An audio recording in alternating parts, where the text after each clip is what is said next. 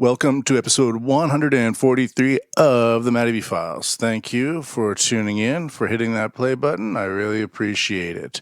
This is, of course, the podcast that now abusing the AI news. And I'm a musician. I've also recently become an AI researcher for my job. I have to teach AI to AI scientists and engineers and telecom executives and things like that. And over the past 3 or 4 years, I've just realized that I've acquired this database of AI knowledge, and I'm kind of shifting from talking about music to talking about artificial intelligence. It's a lot easier, for one thing. It's a lot easier. Talking about music is actually, unless you're making jokes and making fun of everybody, it's quite difficult, because it's like to make music, you just sit around in a room and practice scales and stuff like that. I could do it right now. I always have a guitar handy. So how do you talk about AI? Well, you look at the data, you look at the research, there's graphs, you can communicate that. But how do you talk about, like...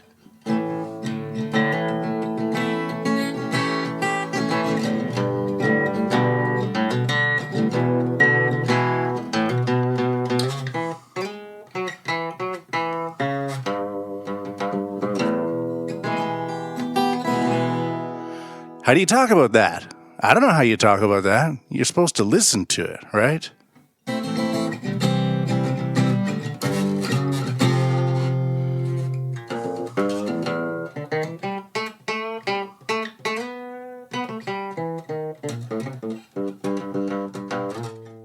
Flub at the end.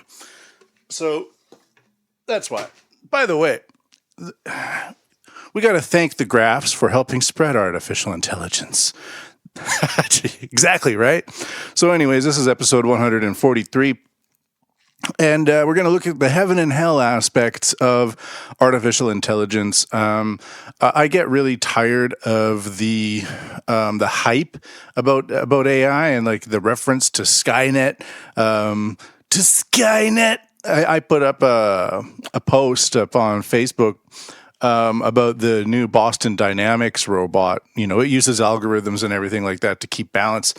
And it's it went from, like, the terroristic robots to, like, I heard somebody say, a gay robot. And it kind of jumps around and does athletics and things like that. Hey guys. And one of my friends on Facebook was like, these guys got to fucking stop what they're doing. But it's like, you know what? These robots are just going to be used in factories, man. Like, it's not everybody, but a lot of the Anglosphere looks at AI and AI development from the reflection of media. And that's actually how it's introduced to the public, through journalism and things like that. It's like, yeah, remember that Tom Cruise movie where he could get Guinness recommended just by having eye scans, Minority Report? It's like that, but not really. Or it's like Skynet, dude. It's Cyberdyne. It's going to be Arnold Schwarzenegger. It's going to be robots, like, running around killing everybody in the streets. Dude, and my favorite is when people go, dude, that's just like an episode of Black Mirror. Whoa. Where do you think Black Mirror got the idea? They are just copying the ideas already in existence, frankly, and they're just putting it into an entertaining format, and everyone goes, dude, that's like the future. It's the future for some. It's the heaven and hell aspect of it, right?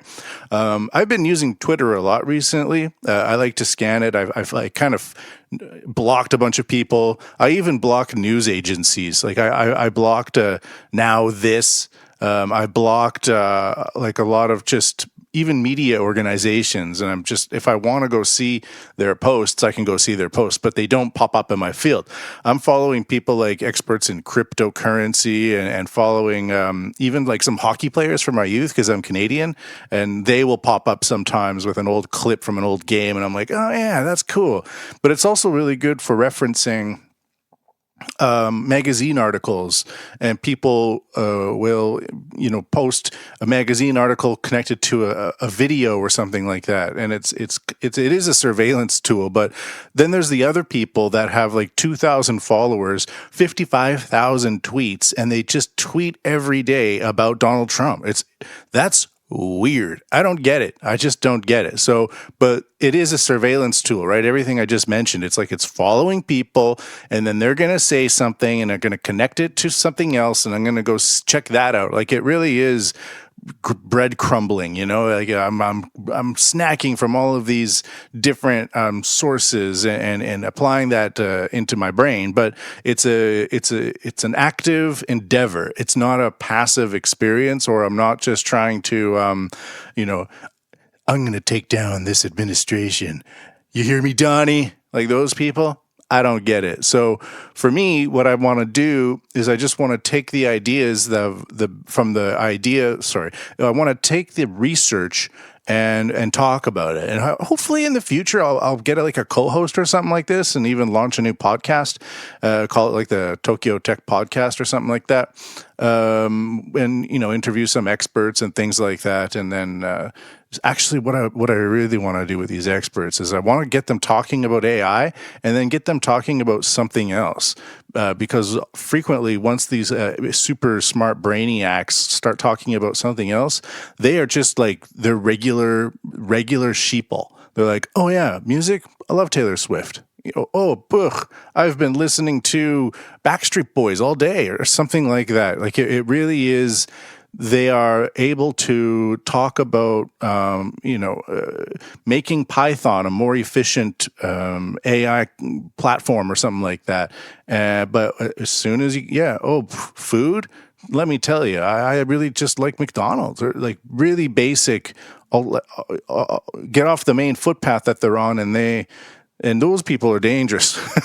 Those are the ones I'm scared about, because they have no idea about anything else except the thing that they're coding that's going to go into the satellite systems and into our submarine cables, and wirelessly transmit through the air. You know how many radio waves and Bluetooth and Wi-Fi is like just shooting around you right now. And now that we have more and more payments through QR codes, it's just like money is wirelessly flying through the air all around us all the time. And the people that are making these programs don't know anything else except for the exact kind of cog-like component they're shifting and twisting into our increasingly wireless lives.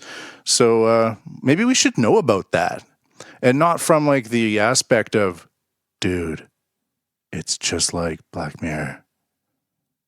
It's gonna be Skynet, man. We're all doomed. We're fucked. No. It's going to be, okay, here's the program. How do you apply it? So let's actually start with hell, because, it's sexier. I was looking at all of these very positive applications, and I was almost falling asleep because it is pretty fucking boring, but it's also super interesting if you're interested in it. If you're an interested person who is looking for interesting information, then tune into this, because it's going to be interesting. Let's take a look at the dark side. And of course, China is the ultimate dark side. Maybe you've heard this. This comes to us from Zero Hedge, published on September 27th, 2019. And Zero Hedge is a bit of a doomsdayer as well. Like, he's kind of been going after some companies recently, but if you look at the aspects of a researcher, oftentimes they're not very interested in the investments that they make based on the people running the company. They're interested in the people that have access to the technology. Just so you know.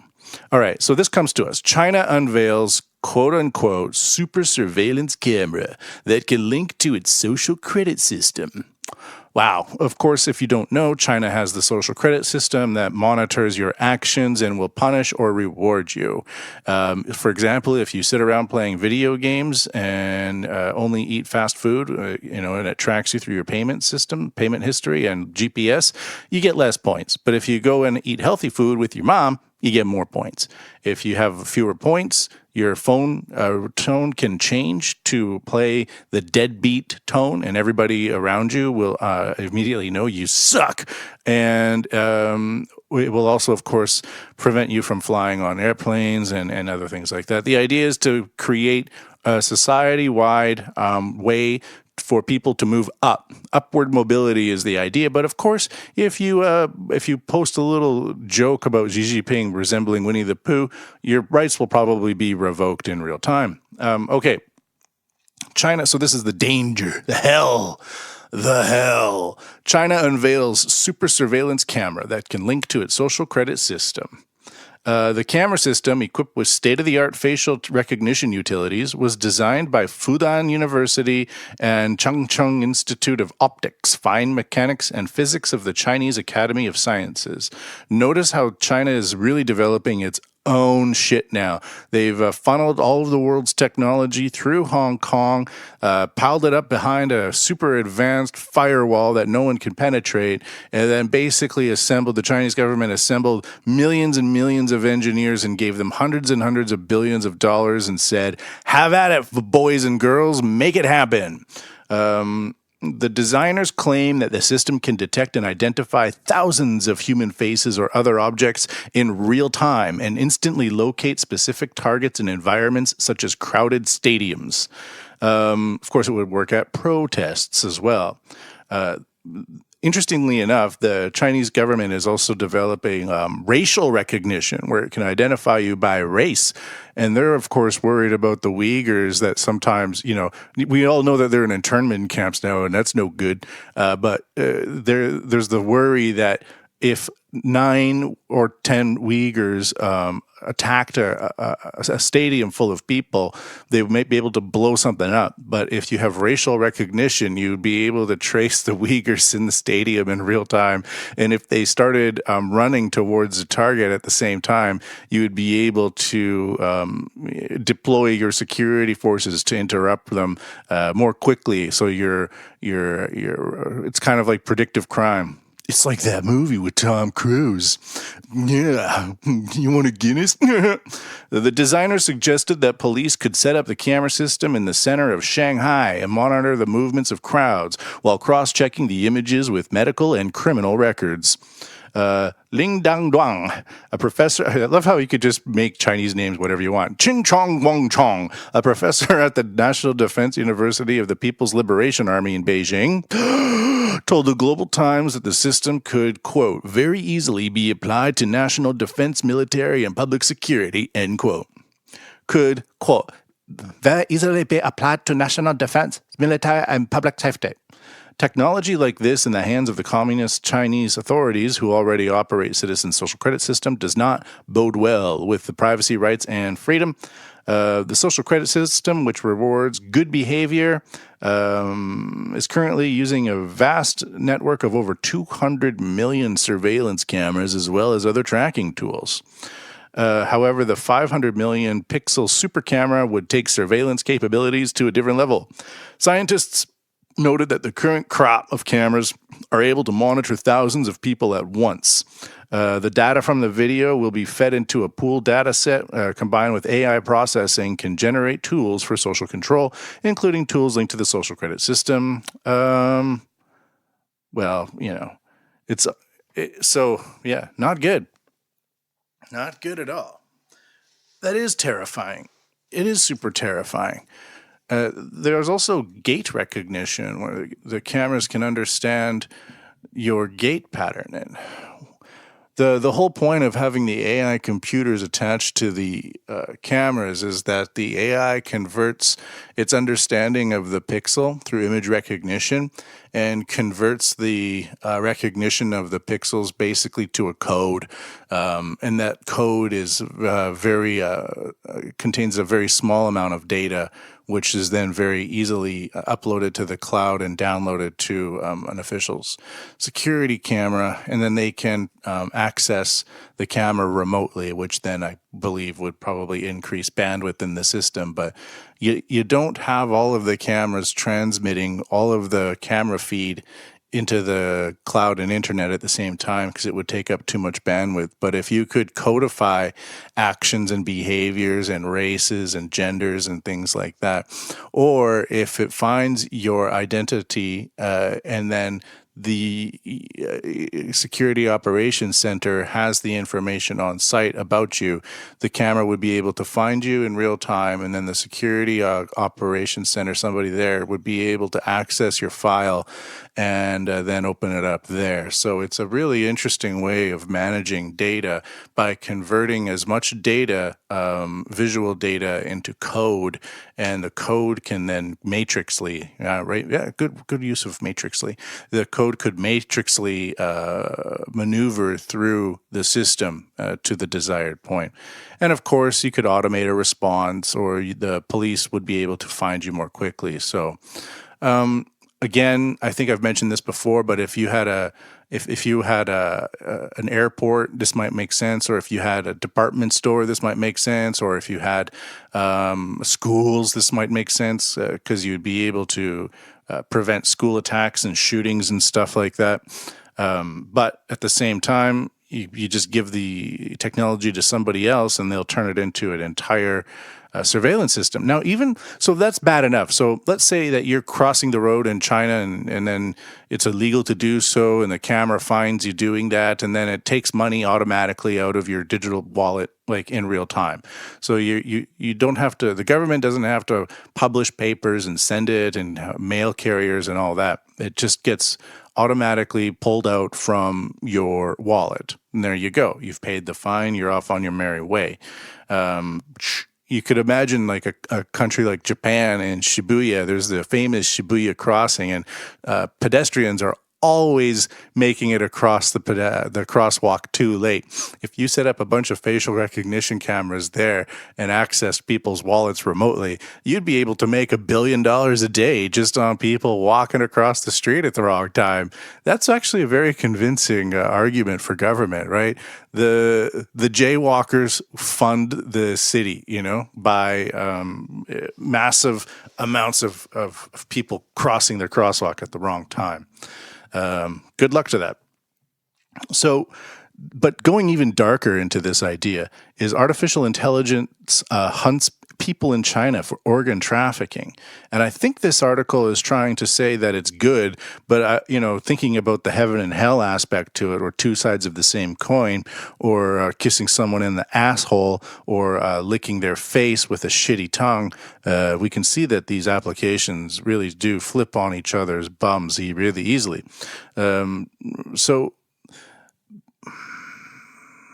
Social credit powered by AI apps, payment gateways such as Alipay and social media giant WeChat record people's data and send it back to the government database. This database gets accessed by the socialist platform's arm that reaches all citizens' data and private information. People are logged on to category, political leaning, faith, job, family relations, and in every which way you could imagine. Next, the government gives you a score and all of those things. So people of faith are also being targeted by AI. The Falun Gong is considered to be illegal in China. So practicing Falun Gong, which is just not eating meat and doing a bunch of yoga type things, is illegal. And if you get caught doing Falun Gong, the government will harvest your organs. So in 2006, 42,500 organ transplants were unaccounted for in China, while only 3,000 organs were available for transplants that year in all of China. They published an update in 2016, bringing the number of transplants that are unaccounted for to 60,000 to 100,000 transplants per year. I remember some Israeli went there to get a new heart, and they just killed somebody like in China that had a healthy heart. The Israeli went back to Israel, eventually learned that for him to live longer, some Chinaman had to die. Also, if you're a Falun Gong member and they take one of your kidneys, the doctor who might be on the take might take two of your kidneys, and then as you're dying from kidney failure because you have no kidneys, will scoop out your eyeballs and try to sell them on the black market. Um, 1 million Uyghurs in concentration camps recently are highlighted to be, committing religious crime by the government. So the people want to use AI for the tracking, hunting, and quarantine of human beings for organ trafficking.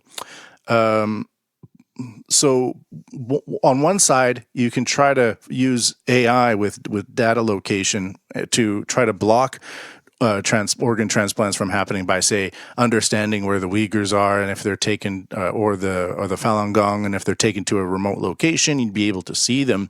But on the other side, Chinese elites who need organs might be able to access everybody's data, and the AI would find a donor that would be best suited to that elite based on blood type, dietary history, size, activities, shared hobbies and interests, maybe even like going back 5-10 generations, a shared relative, if that's even possible. And AI would be used to select dissidents for the harvesting of organs. Somebody with a low score, so you just make them have a low score, and then they get taken away by a truck, never to be seen again. And these days, humans can be kept alive a lot longer by having those artificial lungs. So previously, the doctor would only have a couple of minutes to harvest organs before all the organs failed.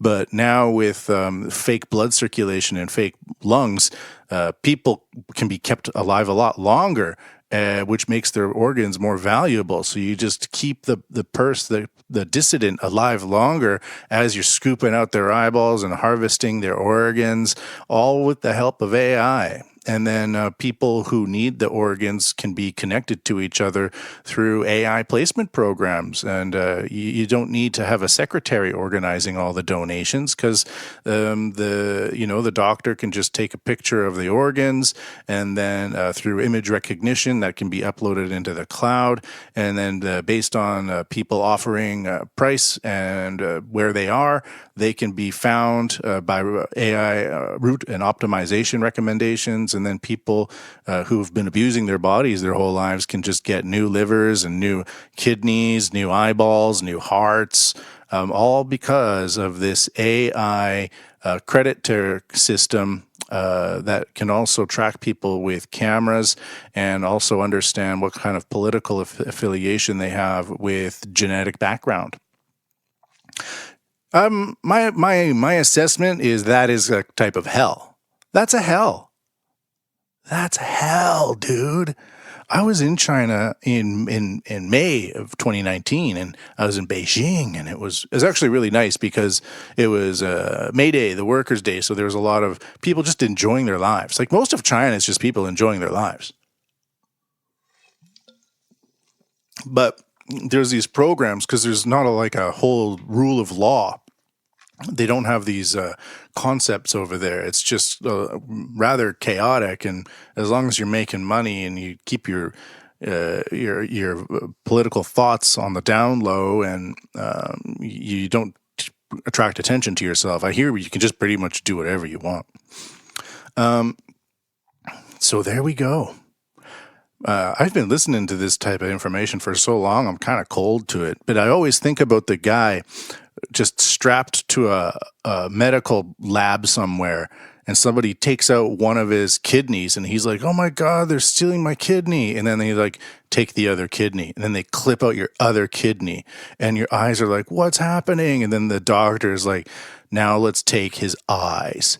And as you can feel your kidney being ripped out of your body, some doctor just starts scooping your eye out with a spoon, and you know you're going to be dying.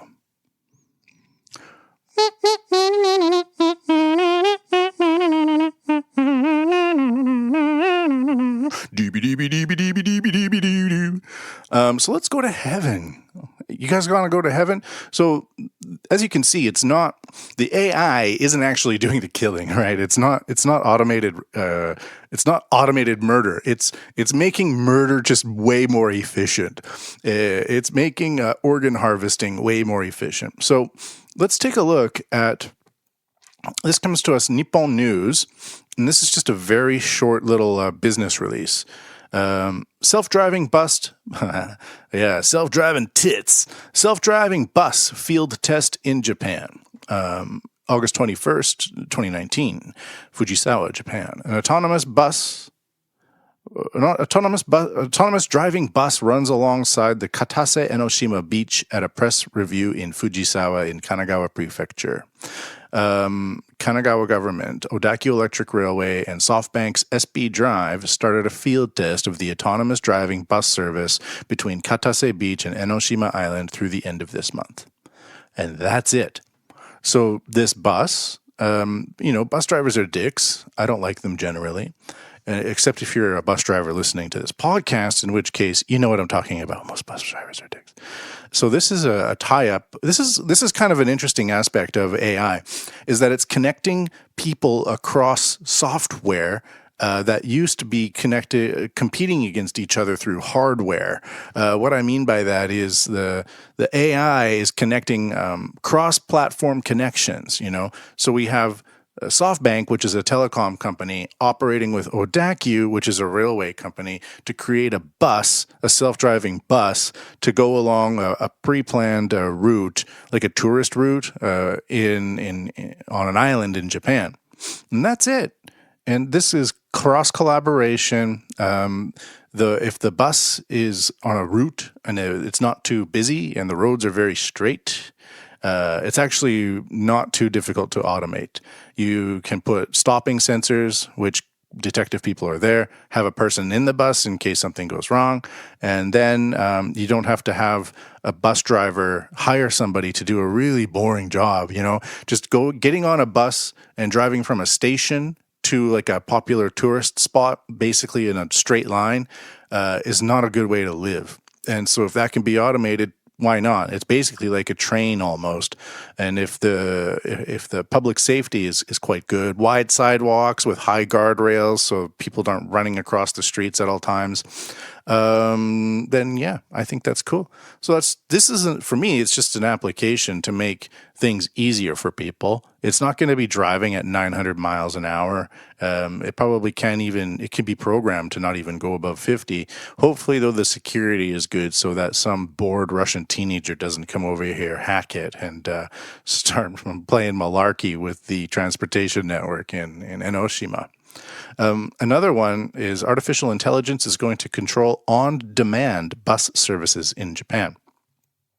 So the previous one was with SoftBank Telecoms and with the Odakyu private rail industry. This one is the Mitsubishi Corporation has set up a joint venture company that will use AI to control on-demand bus services in Japan.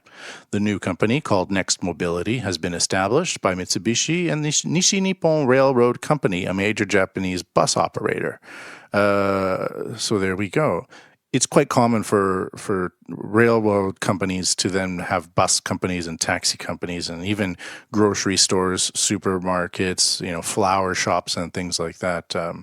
The idea is you take the KO train back to your station, you do some shopping at the KO supermarket at the station, you get into a KO taxi cab, and then maybe you stop by and pick up some flowers if there's a special occasion and go home. So it makes sense. The joint venture will start a 1-year trial in April at Island City in the Higashi ward of Fukuoka City, and that's in Kyushu. In a statement Wednesday, Mitsubishi said that the AI would be used to automatically generate routes in real time based on passenger requests that are made through a smartphone app. Deep learning will be used to collate operational data on both traffic conditions and passenger destinations. This, Mitsubishi added, would help buses to run in a more efficient way the more they are used. The project is being sponsored by Nissan, whose Nissan Caravans will be used in the pilot. The vehicles will be driven by taxi drivers from the Fukuoka Nishitetsu Taxi Company. New innovations and ideas are slowly but surely changing the way people move around. In April, for example, it was announced that an electric vehicle with AI sensors and computers would embark on a 1,200-kilometer, 3-month journey in Queensland, Australia. So there we go. Again, this kind of makes sense. Instead of having one bus drive, the route one makes sense for the previous one because it's between a station and a tourist destination. It's just helping tourists get from the train station to the popular spot, right? And so there's only really one way to do that. But if you're in a more three-dimensional area, like a city grid, I guess two-dimensional, but let's just say it's more three-dimensional because it sounds more active, you might need a whole bunch of people to getting from place to place. So if the bus can receive orders and destinations from people's smartphones, and then it uses AI to calculate the most efficient manner to collect those people and deliver them, well, then you have a very personalized bus service. The only problem is the adoption rate because of the fact that people have to download a fucking app and register their goddamn details. Nobody wants to do that. But I think it's another example of heaven. By heaven, I just mean avoiding the bullet of having your organs harvested by a doctor who's using AI to locate you genetically. This next one comes to us from India, doing a report in Japan. And when I said that the AI is connecting people across software, it's also connecting people more from other places. So this woman has an Indian accent, speaks English real well, but she has a weird way of saying cucumbers. And also when the Japanese guy speaks, the translator is Indian. So they have a Japanese guy who sounds like an Indian man. We needed to improve the efficiency of our cucumbers, so we decided to use AI. The AI is more efficient. All right, let's take a listen to, this is a CNBC article, but it's an example of how a small farm in Japan is using AI and deep learning to improve its operations in a time of when the population is aging and there's not enough people. And there we go. Let's listen. Typically, farm produce is sorted by ranks. Should I cut? Cut it here. And the Koike farm has developed their own ranking system and can sort cucumbers in 8 categories. By the way, Japanese people love separating things into categories. Like they almost get excited. It's like, oh, there's no categories? And you say, no. There's an excessive amount of categories and they need to be completely detailed over and over and over again. They go, ooh, how do we separate them and what kind of details are involved? The whole country is based on this idea. Why is it so important to be this precise? Well, buyers will only purchase a specific kind of cucumber. For instance, Makoto told me that a high-end sushi restaurant requires their cucumbers to be straight without any bends. Traditionally, this sorting process is labor-intensive. But Makoto, who has worked as an engineer in a Japanese automobile company, the way he even says his name sounds like he's Indian. But for Makoto, the way he's Japanese engineer, decided to combine his knowledge of coding along with a machine learning model to automate this process.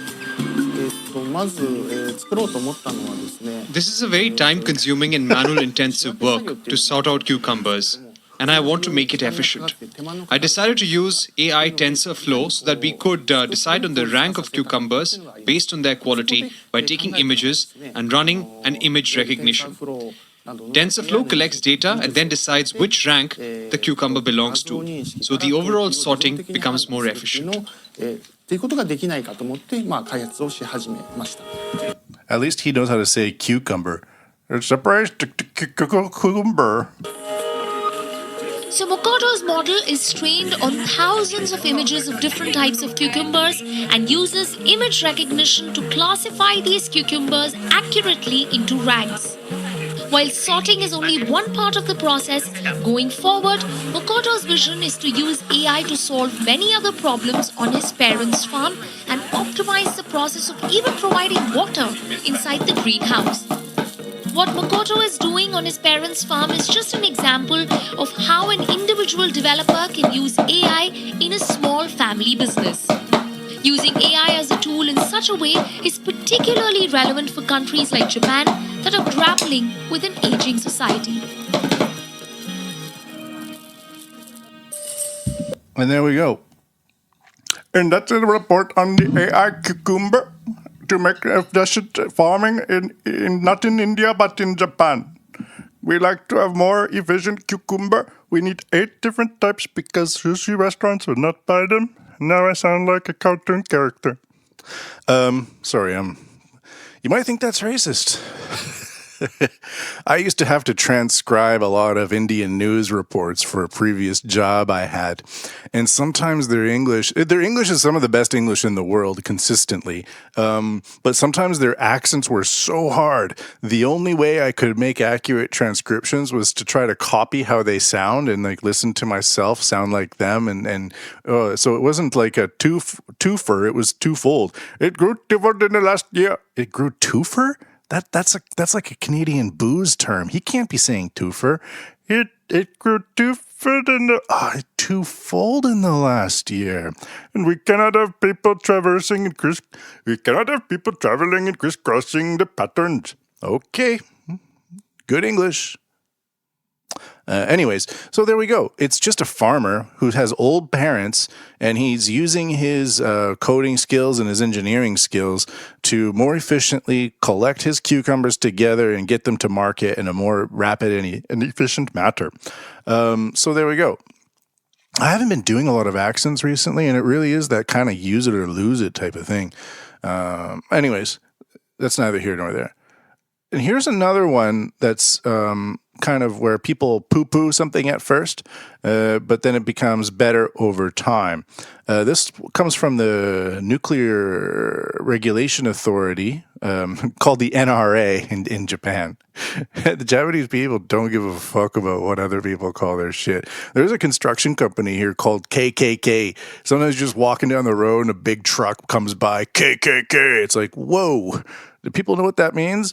Oh, you mean that yes, you talking about the American racism people, but in Japan, KKK is for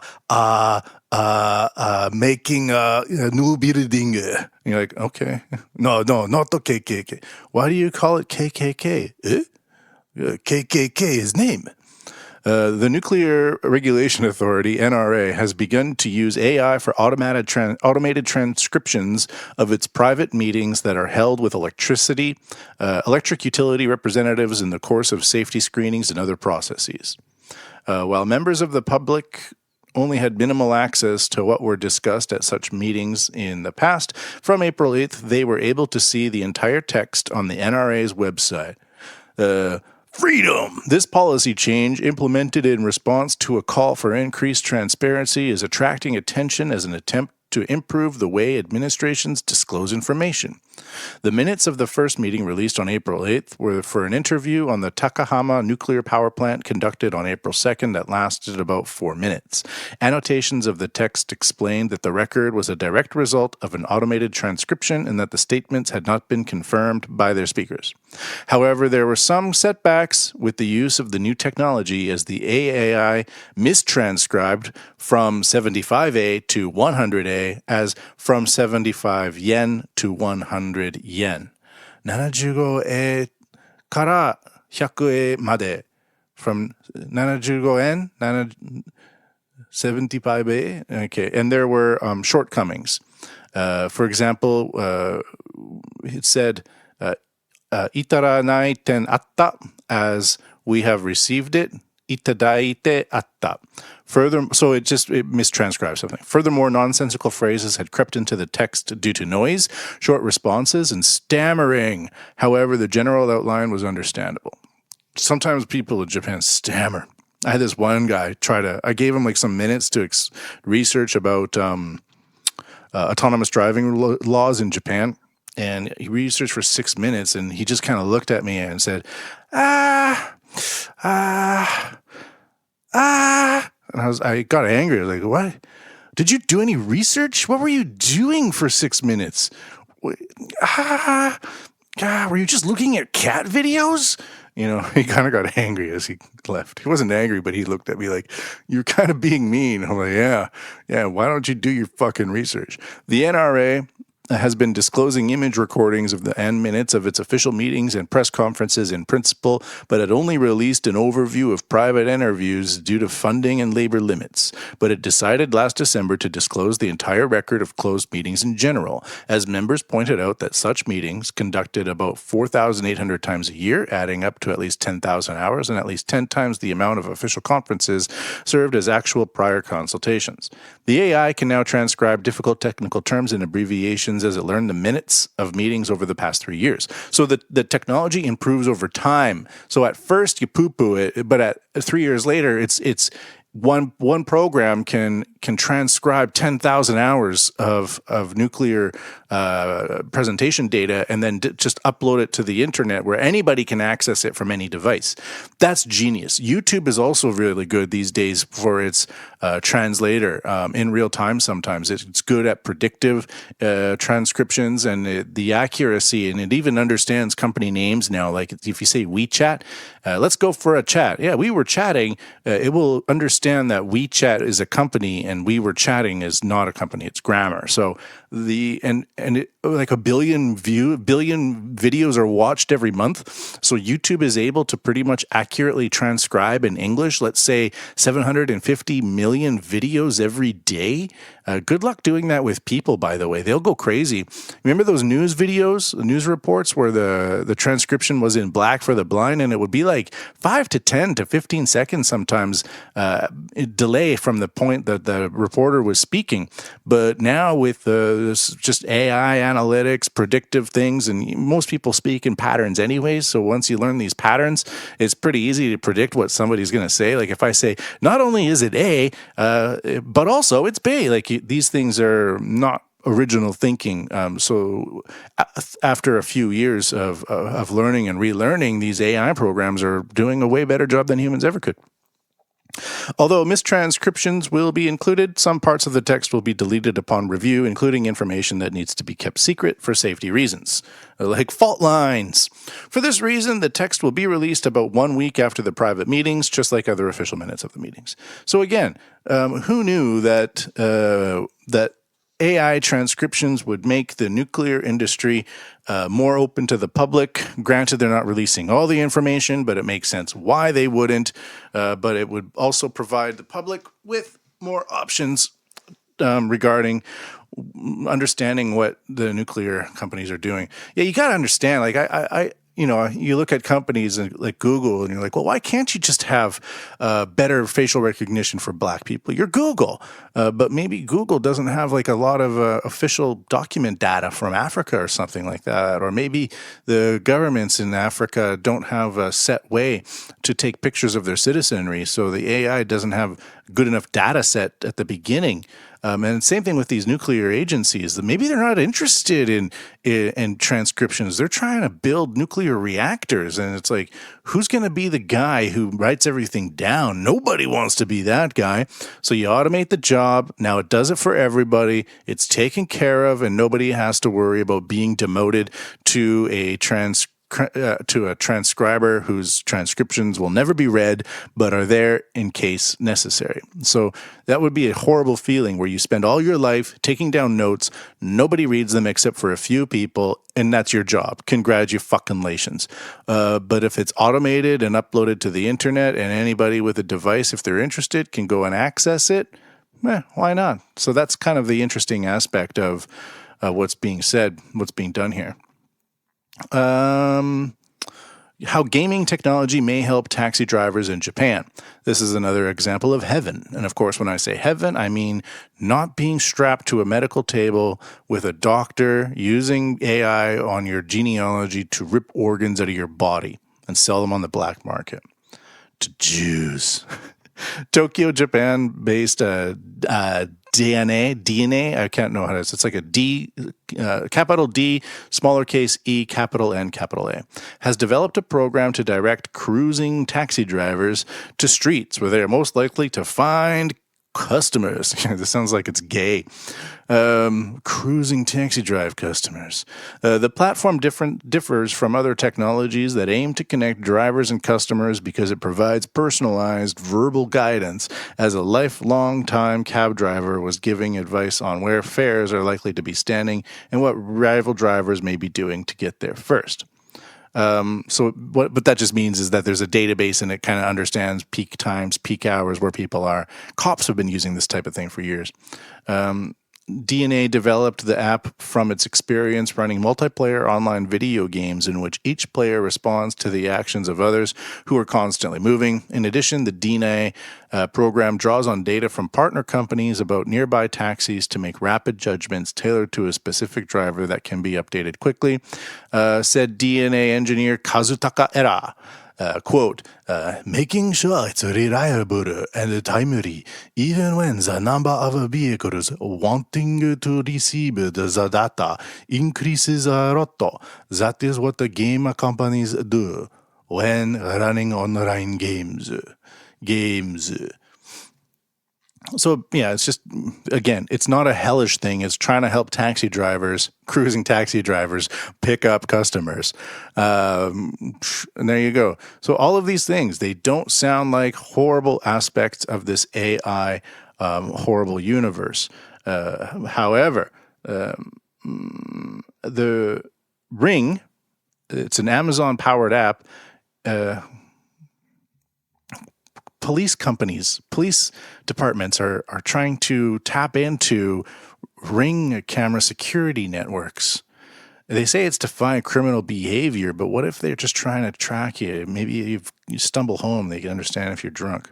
So we're going to move to the final thing today, the fail. And when I say fail, I mean it's this idea that it's the AI news trying to scare everybody and shit their pants. So here is the headline. Artificial intelligence, the end of the human race? Fail, Patrice Kane, the chairman and CEO of Thales. You suck. What a horrible thing to say. Also, how do you take these people seriously? Because in their reporting and in their writing, they don't like the end of the human race. And this is the way they write. During the height of summer, an open letter to the United Nations warning of the dangers of artificial intelligence, signed by Tesla CEO Elon Musk and more than 100 other entrepreneurs, caused quite a stir in the media and the scientific community. What? Quite a stir? The end of the human race to you, lady, is just quite a stir? You fail. It's like, why do you do that? How do I take you seriously? There's no data in what you're saying, and it's contradictory within 5 seconds of each other. So you fail, and this is why I think most people don't have a firm grasp on just what is artificial intelligence. Just rapified data sets is all it is, wirelessly going through an increasingly 5G network.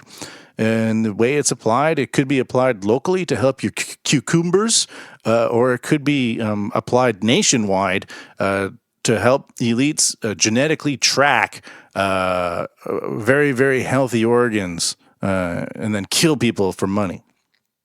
So, of course, there's the heaven. Of course, there's the hell. There always is.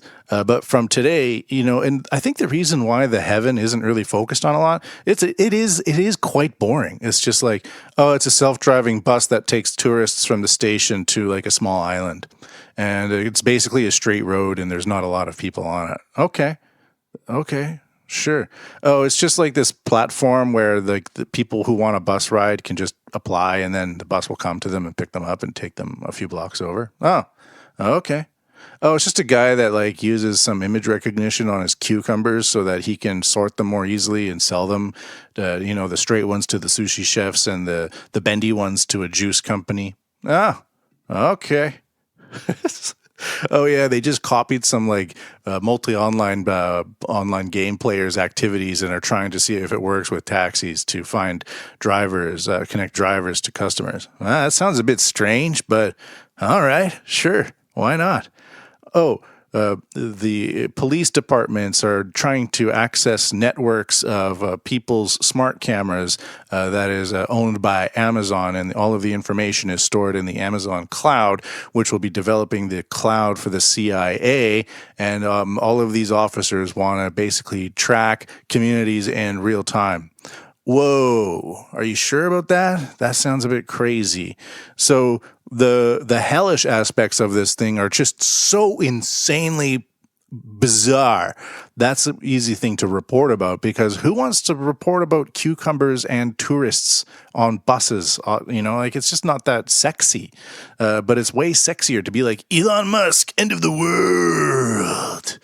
Mark Zuckerberg into the world. So I don't know why I'm doing all these voices. It's probably because I'm alone in a room and I want to make this information sound more interesting. So hopefully it was. All right. Thanks everyone. Don't forget to like and subscribe and do all that other horse shit that I hate saying, but everybody else says, and I feel compelled to say it. Have a great day and see you next time. Falcon Passport.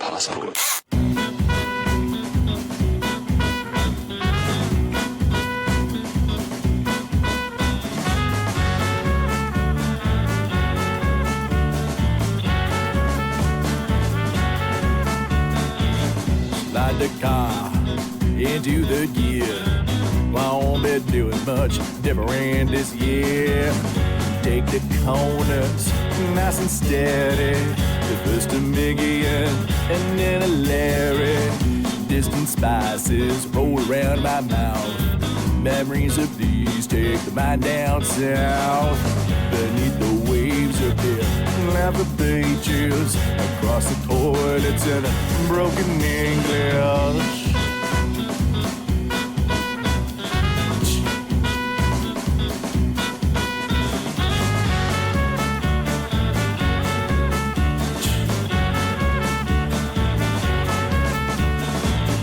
Paths to the old familiar have been tread. Get home eyes closed, make my way to bed. Waiting there, black hair, got them blankets everywhere. Ooh, yeah. I got a few things to do, gonna get them done. Wearing the same pair of shoes, leave the sapphire blade behind the whip display. On the base of the railway to Bombay for me, plan bed here like a shell, wait for another day.